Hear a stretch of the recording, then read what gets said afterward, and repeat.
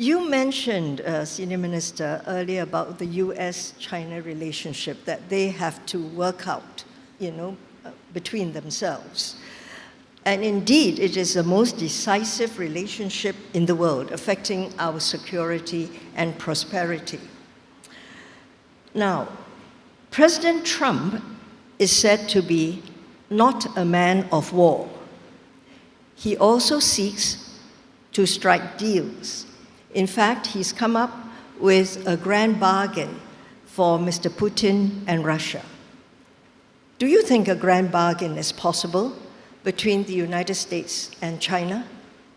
I think it would be difficult because the issues between the US and China have become deep. On the US side, fundamentally, they have made an assessment that China is a pacing challenger. That means it's something which they have to treat not just as a partner, as a friendly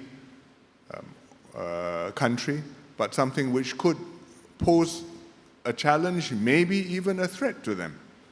And what is behind this? I think they see China growing. They see China possibly becoming bigger than them, maybe stronger than them.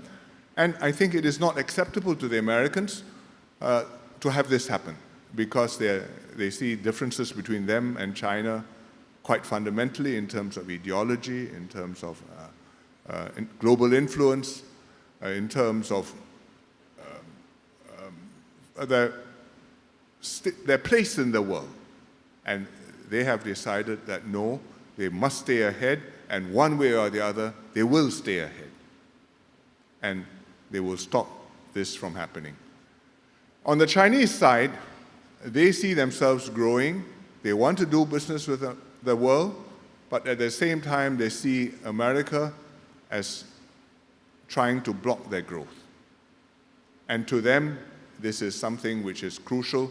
They have the right to grow. Why should any country be able to tell me I can't do this or I can't do that?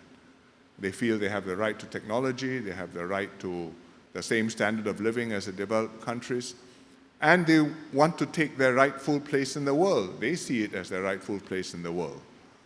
And so these are two very different, fundamentally contradictory mindsets.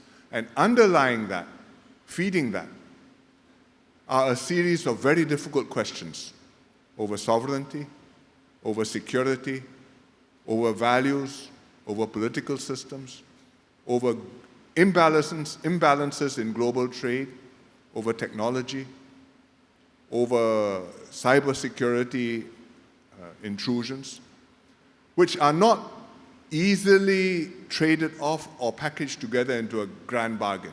Each one is an absolutist thing in its own, at least in the basic mindsets of the countries. And therefore, I don't see a grand bargain. And yet, unless America and the US work together and have some kind of working arrangement, I think both will be in trouble and the world will be in trouble. Because if they clash with one another, it's going to be, they'll do a lot of harm to both and to the rest of the world.